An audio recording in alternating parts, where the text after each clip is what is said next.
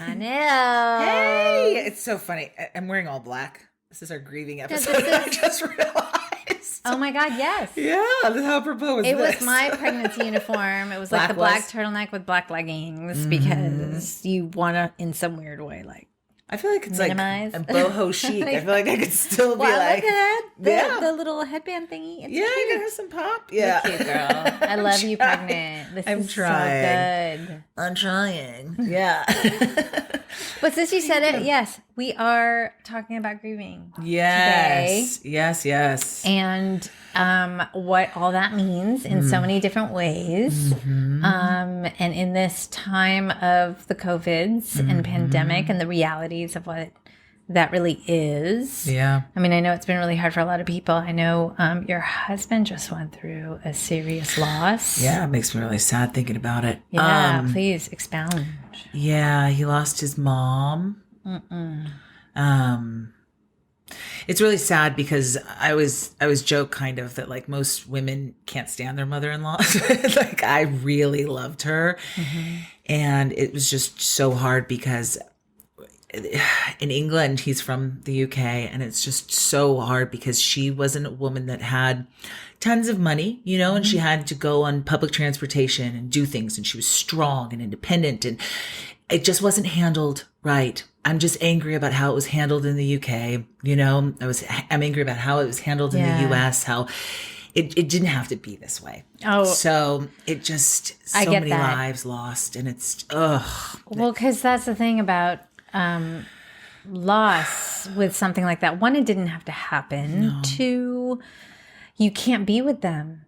Yeah. Right? They have to be alone in the hospital, and like, thank God there's FaceTime, and thank God there's like all those different digital things that kind of help that, but you don't have the touching and the hugging and the connection in that, you know, way. And so that's just doubly painful. I mean, all those people that, you know, it really hit me hard, and him especially, with people downplaying this now. You know, it's like now we're so connected to it firsthand that when people just like they don't legitimize this, and they just go, oh, whatever, and not wear a mask and not be respectful. It's not real. What is this? It's propaganda.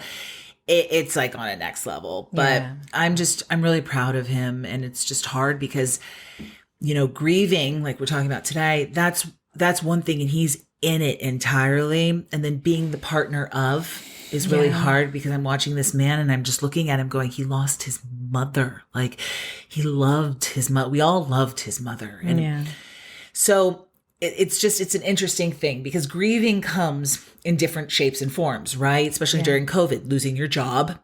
You can grieve through that. People, now that they've calmed down, I've had clients that they've noticed that they have disabilities now. Like they're slowing down, and they realize they have lupus, and they never realized before. And it's going to save their lives because they slowed down during COVID, and they're like, wait, this joint does hurt. And wow, they're like checking in with themselves because the hustle's not so hard, you know? Yeah. So they're grieving that diagnosis. You know what I mean? Or like divorce. Divorce is on the up and up entirely. That's grieving. Sure, because you're actually going to have to pay attention to each other. Right? Yeah, exactly. But there's so many levels and stages of grief, and they're all into something like aging and loss of physical strength. Like I know people that have died because like in their 90s, especially my grandma's not doing well because they are used to their routine. And then with COVID, they're the first ones that can't leave the house. Right, you know, Lefty's feeling me right now. Lefty, the dog, it's like, I understand what's going on right here. Yeah, the dogs are We're animal lovers here. Yeah, we are. That's all that matters. And then grieving a pet. That's another one. Yes. My dog, Tyson, you know. I miss Tyson. I know. And grieving him. So it comes in all different shapes and forms. And well, yes, grieving does come in all shapes and forms. But I want to get back to like... All right.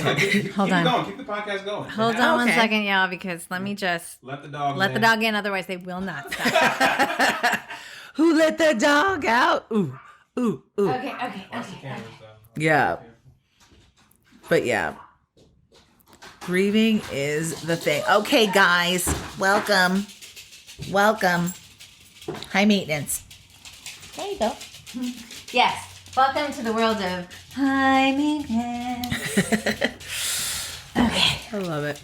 And we're back. I love it. But I did want to go back to the loss of a parent. Because... Yeah, I lost my dad, and that was so hard. That just rocked my world because, as a person growing, there's... I don't know. The only way I can explain it is like the pillars that make you who you are. It's your parents. It's maybe grandparents, maybe, an animal or, stuff like that. But like things that help to support you that you don't even realize, but they are your foundation, right? Mm-hmm. And so when there is a loss of a parent, especially a loved parent, your foundation all of a sudden goes wonky, and it's like, whoa. And now there's a crazy sense of mortality, of a bigger picture of the world. And there's a different kind of sense of maturity. I know. And I was super young. It was right after college when it happened for me. How old were you? Yeah. 24? 23. Turned 23. And, in fact, it's his 16th anniversary, March 17th. It was St. Patty's Day. Wow. So it would be, it's something like that. And I know in the stages which we'll go through of loss and death, from the shock and the grieving and the anger and all that kind of stuff, it takes, there's no timeline on that. It's years and years and years. I still find myself sometimes in the market in an aisle, and I'll look at something that we both loved snacking on or something. And next thing you know, it was just tears. And, that's just part of it. That's part of life. So and part of the support of that, because, people always do the whole like thoughts and prayers but if they don't know what that means or what that feels like, it's like you can't really say anything. You can't really do anything. You just have to be there. And you're doing such a good job being there for him, Shanna. Oh, thank you. You're doing really, really good, because sometimes you just have to be like, yeah, it sucks. And just the hug, and I get the brunt of a shoulder. little bit of tone wise, and I have to remind myself that it's like, it's not me, it's him processing, and all of that.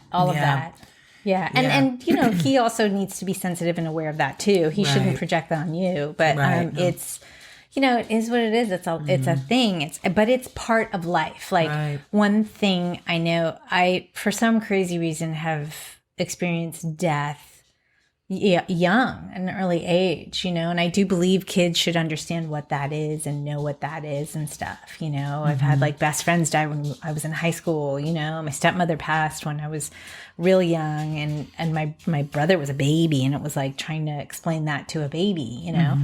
Does it change like the pain, right when it's when you lose somebody as close as JJ was your dad, when you lose him? Then does it change over time, the grief? Of course. Does it lessen a little bit, or does it just change? It changes. Okay. I don't know if it's a less or more thing. Right. It's a change. It's a ebb and flow, and it's an evolving feeling. You know? Yeah. I've lost friends, but I've never lost pillars like you have. Yeah, and I can't even imagine. And then also too, it's like your mental maturity, like and emotional intelligence in terms of how to process that, and how that will, no matter where you're at, will definitely expand that aspect of you. And I try to say to people, I hate to be like, oh, let me just give you some advice. But if I were to give anybody advice, the greatest thing that I've seen is my husband and his mom, even though she lived in the UK and he lives here, they had such an amazing, healthy relationship. That's good. And I look at people who just don't with their parents, and I go, can you give them some grace? They're not going to be here forever. Because I feel as though I know people who just will not talk to their parents at all. And it's very tumultuous, where I'm like, can you give them a little bit of grace? Because when they die, if you don't have those questions answered, if you don't have that feeling that I tried at 100% to be okay, then I feel like that grieving is 1,000 times worse. Not being able to be clear before that person dies. Like resolution or yes, closure. Yes. Sure. Because at least he knows his mom passed and she adored him, and, they got to say what they could, and she was proud of him and everybody. So that's amazing. I know I could cry right now, all hormonal, but I feel so bad for people that have all of that guilt. Yeah. And then they can't have that conversation.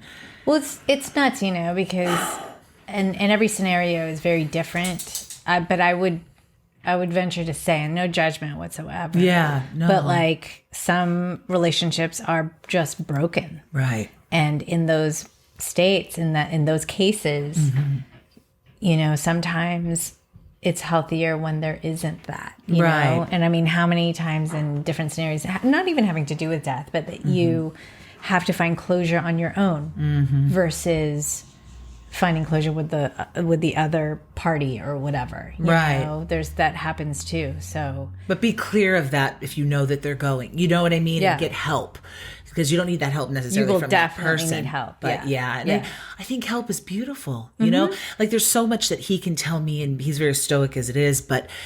And then him not being able to go back to the UK and say goodbye because of Trump stopping immigration, because he was about to get his green card. The minute Biden came in, he got it. Yeah. And it was a year in the process and it was stopped. The minute Biden came in, he got it. Can you believe that? I mean, it's just mind blowing. But his family has just been amazing, though, coming together. And that's just something that I envy so much.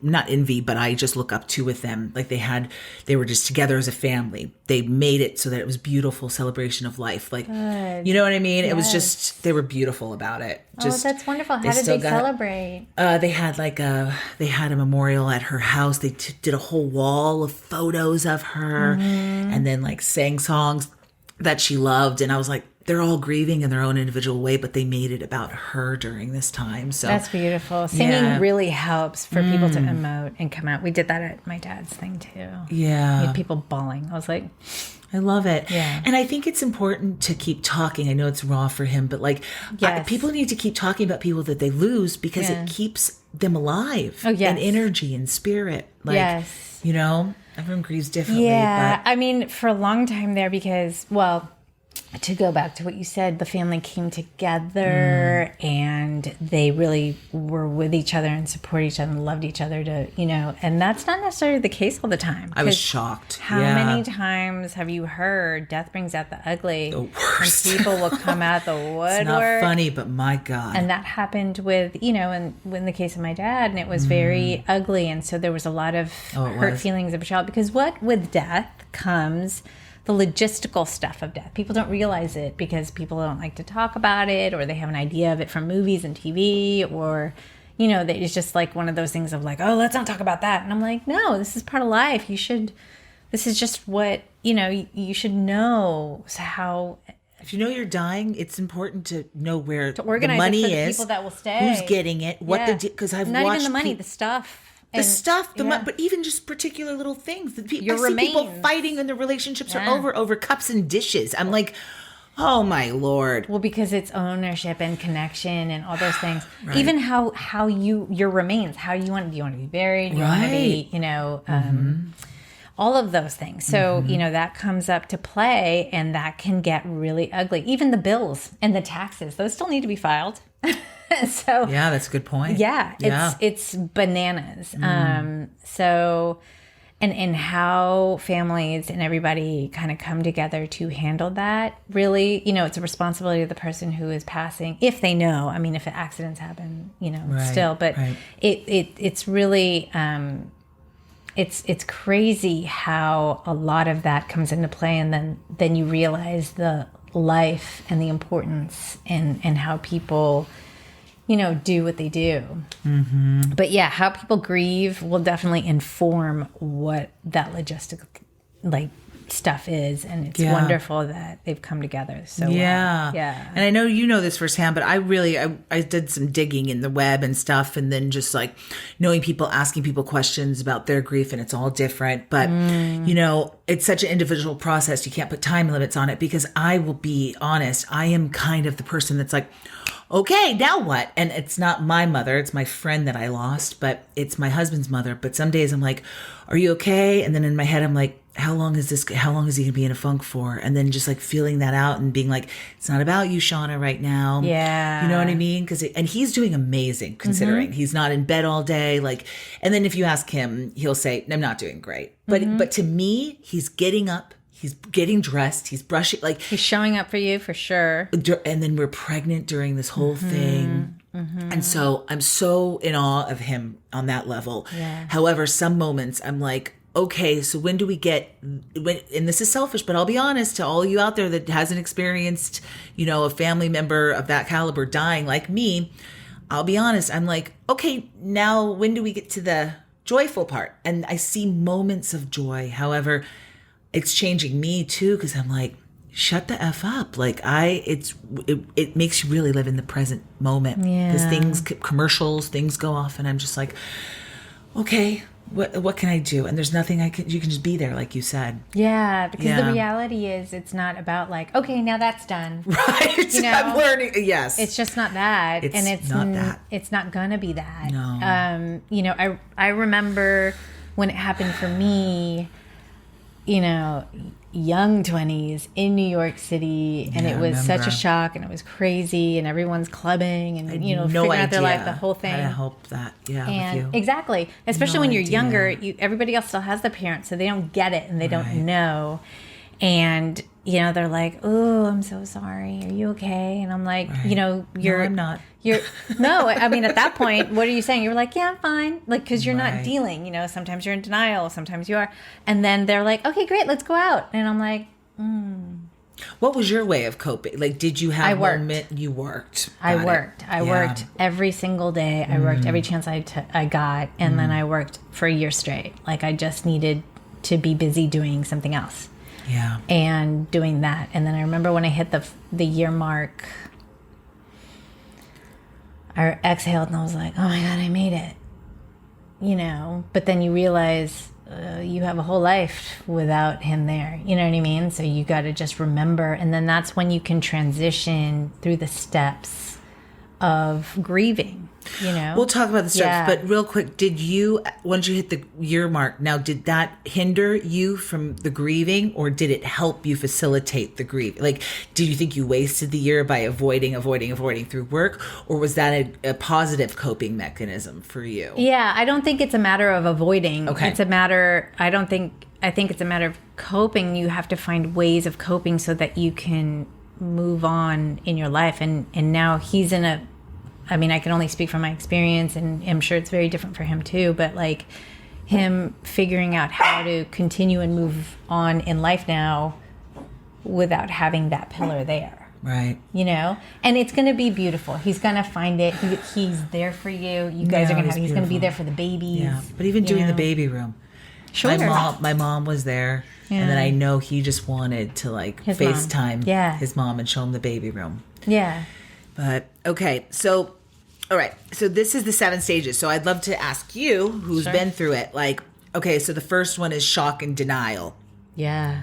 And then there's this, which is interesting. You said don't put time on it, and I don't believe in putting time on anything. But there's this addictionhope.com that said that in general, shock and denial will last 2 to 3 months.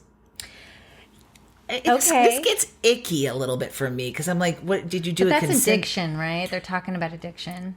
No, this is grief, but it's called addictionhope.com. Oh. So this is 7 stages of grief. Sure, yes. So that's what they said. That's just, and then they said the second one, we'll go through them, but like the second one is pain and guilt.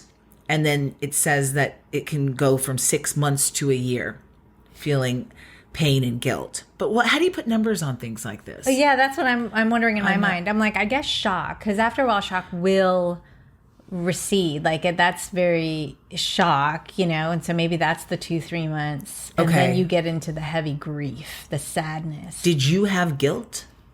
No. Okay. Because it was an accident. It was a shock. It wasn't expected. It was just a very like, what?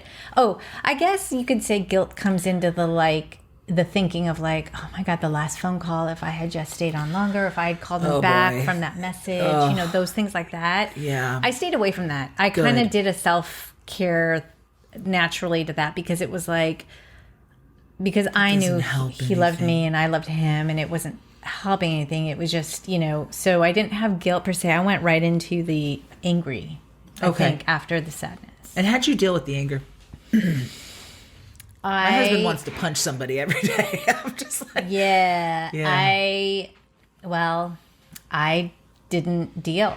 I just shut off a lot of those connections because like I said, a lot of people, it gets ugly logistically and stuff like that. And so I felt a lot of betrayal and I felt a lot of just sorrow anyway and stuff. So I just kind of went and I shut the door on a lot of things. And that's years. It's only now. And like I said, 16 years where I'm able to open up and reconnect with folks and talk about it in a enlightened way, without getting angry again and stuff. So wow.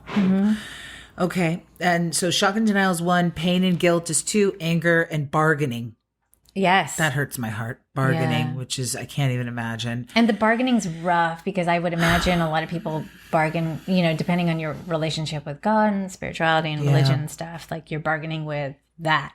And it's like you can't, there's no bargaining there per se. I remember my dad wanted to be cremated. And so we did. We had a wake and it was beautiful.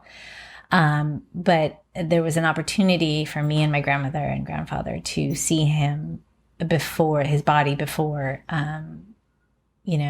the whole thing. And if for those that have had a parent or a loved one pass and then you see the body, it's was that not helpful.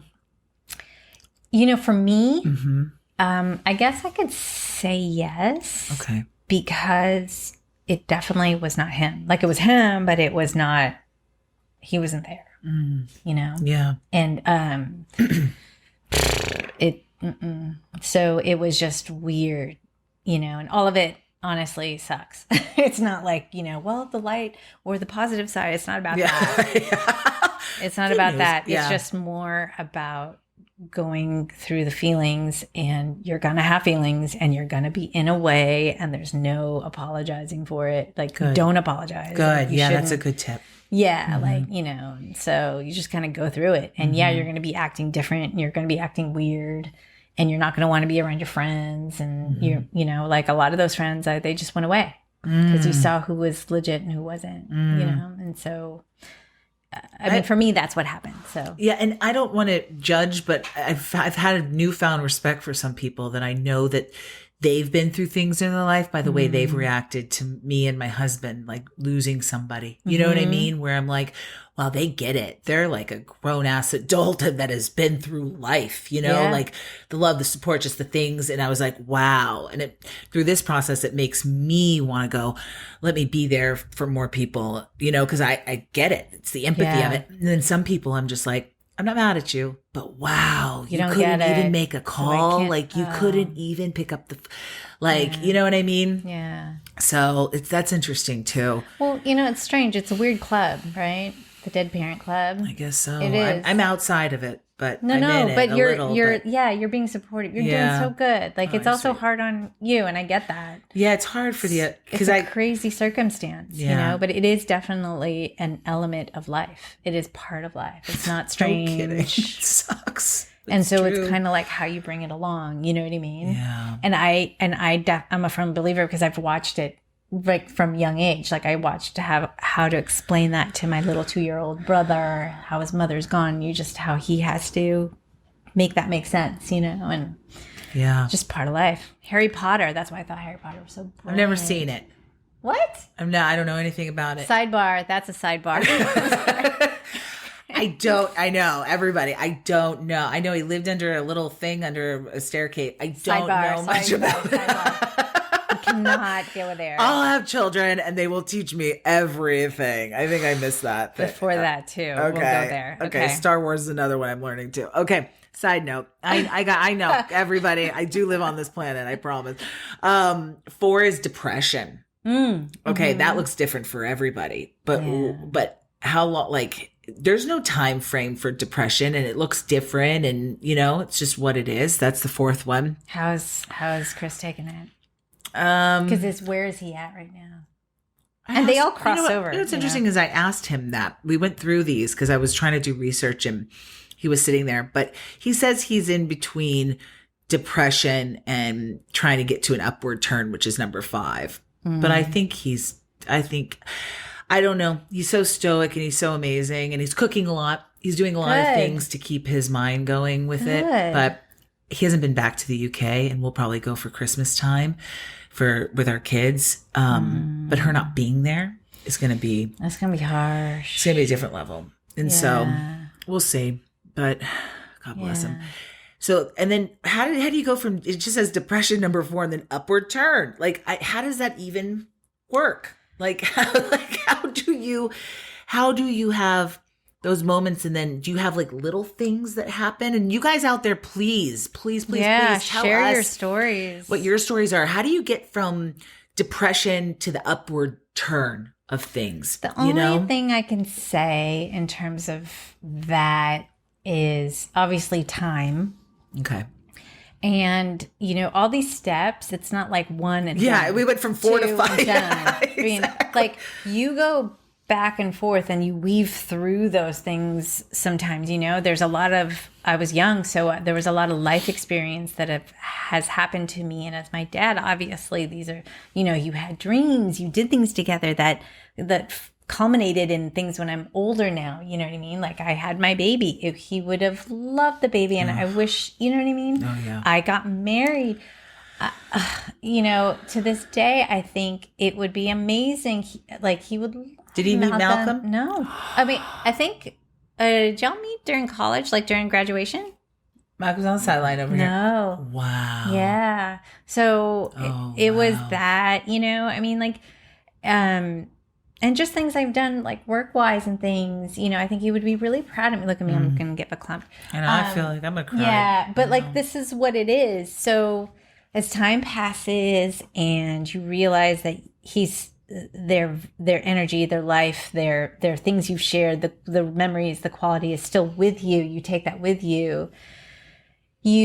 There's a melancholy, but then you're so grateful and you're happy and there's pure love and you go, okay, I'm imparting these qualities to my life in different ways, and so then you can talk to him, Do you talk to him? Because sure. I lost a friend. I talk to him all the time. Song comes on. I'm like, look fully. At this. Yeah. And so there's that. And I think that's what the upward tilt is. That's what the up, but it's going to take time.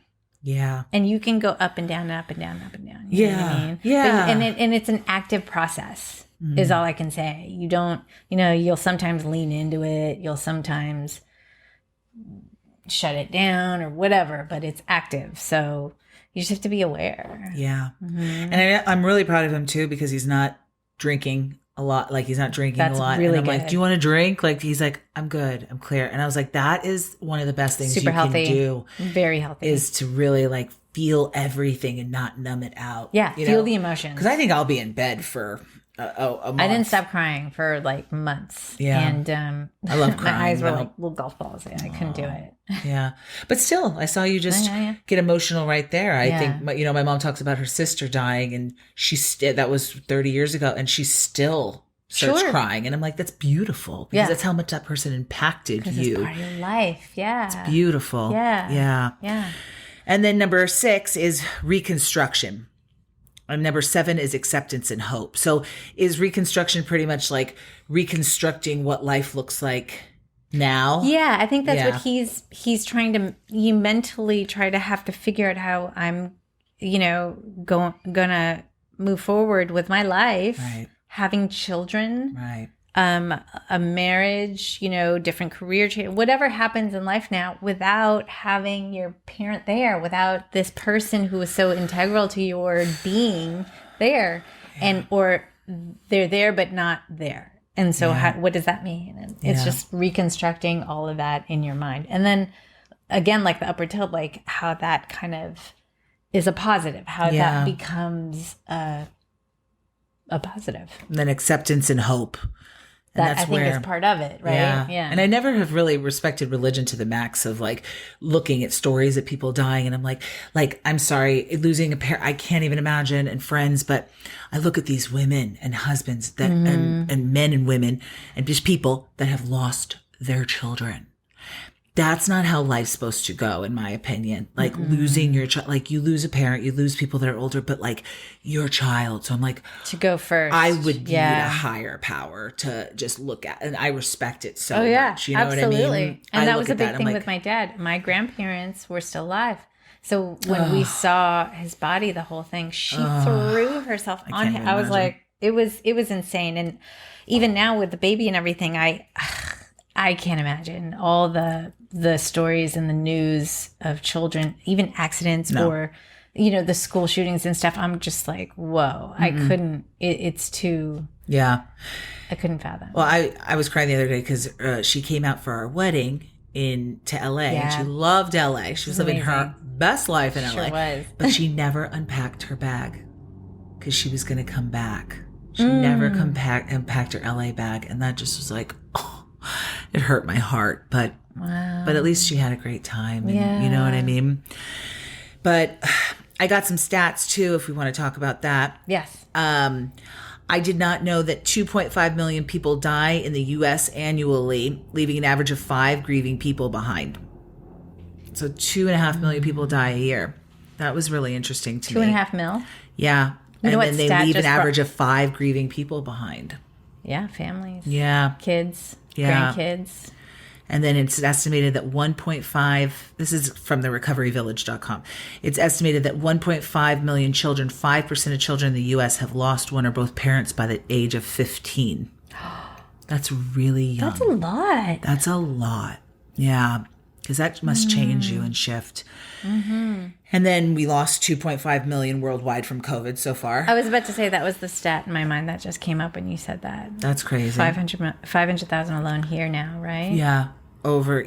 Insane. The U.S. And then, so I was just looking. So just notes for people that, are about to lose somebody, haven't lost somebody, because I'm going through something. I'm trying not to control, but I'm like gripping. Control the controllable, which is one of your things. No, but I'm like gripping on for dear life because I'm like, are you okay? You feeling good? Like, I'm so worried about it, but I can't live my life like that. I have to just love everybody how I love them and connect with them and be present and know that it's life and it's gonna happen and you can't control death. We never know. Yeah. But not comparing your grief is a big one. I feel like people try to compare like, excuse me? Like that's like comparing, you can't compare period in life. And it angers me when people try to compare grief. Well, it's that whole thing of like making it about you. That's right? what it is. So that's where it gets really frustrating because it's like, we're not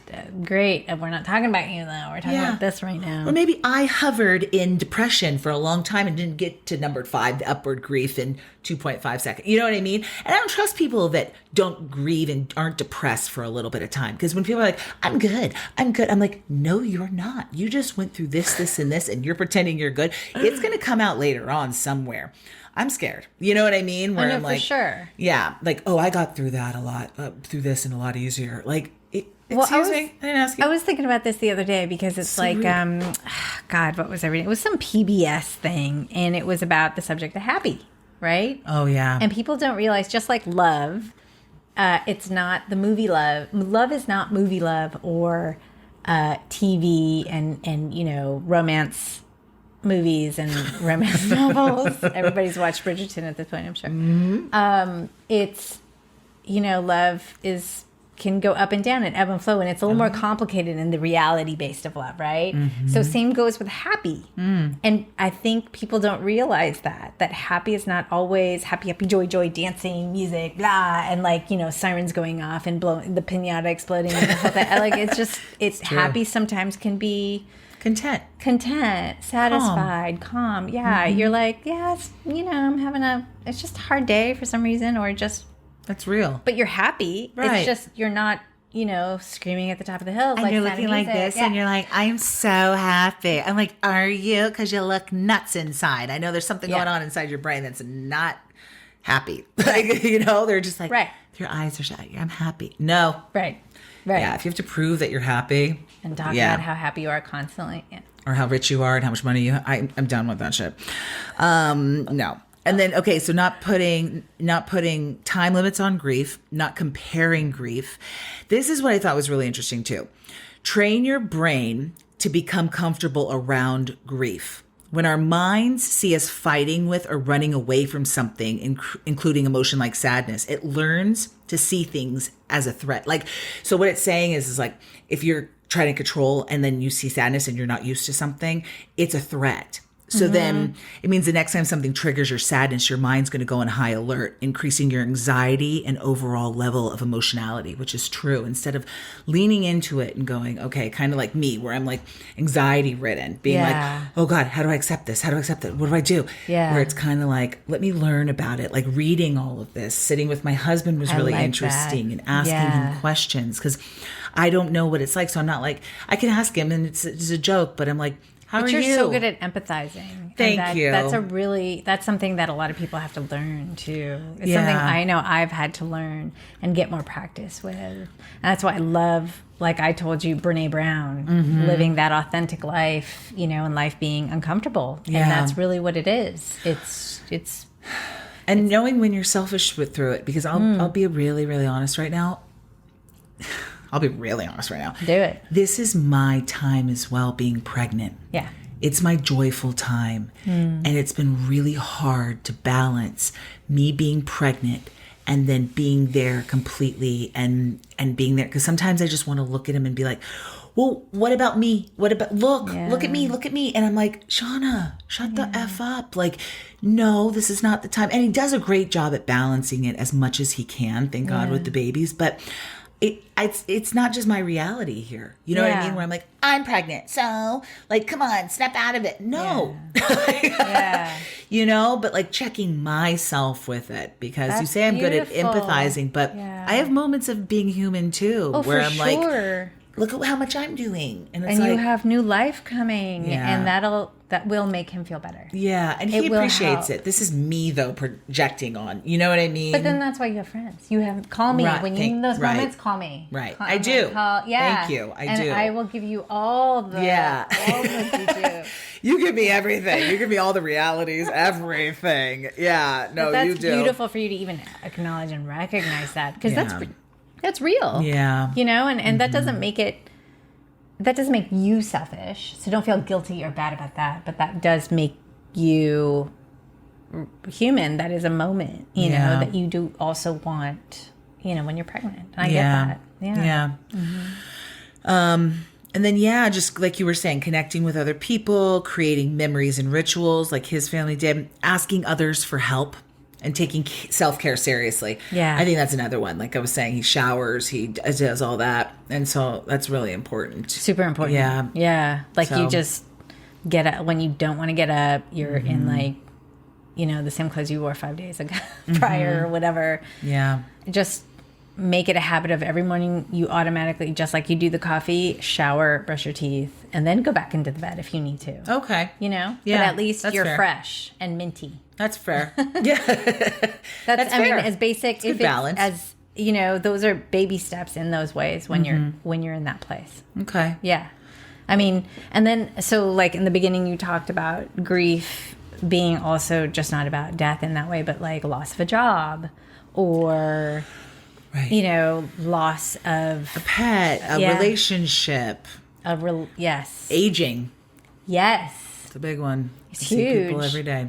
And the same steps kind of apply, just in different. They come about in different ways, right? Yeah. Like the aging thing cracks me up only because I don't mind aging. I love aging. I would not go back to 20 if you. Oh hell no. No. But we are vain. I'm vain. I will talk about myself. My vanity is my friend. And take care of yourself. Well, yeah, but it's funny when you look in the mirror and Malcolm. It's such a funny thing, like, oh, look at my face. Look at my 40-year-old face going, there it is. And you guys have good 40-year-old faces, but I get it. It's a change in structure. And and I have to wrap my head around that, especially for women. I think it's harder for women in that way because society is so hard on us about, like, young and look and firmness and all that kind of jazz. Your ears and nose never stop growing. Mm-hmm. Okay. And the hair on top of it. Straight. Grieving that. We're grieving that. Yeah. But no, thank you for opening up. That was great. Likewise. I appreciate it. Yeah. And tell us too about grieving, about how you grieve, about tips for me who's never lost a parent. Like, instead of me having anxiety with it, I want to know like maybe tips and tools, and of course just being there with my mom and dad, you know what I mean? And laughing when they piss me off, and they are who they are, you know what I mean? And realizing they're doing the best that they know how. Yeah. You know? And if your parent or anybody in your life isn't, like what you said earlier, go to get help.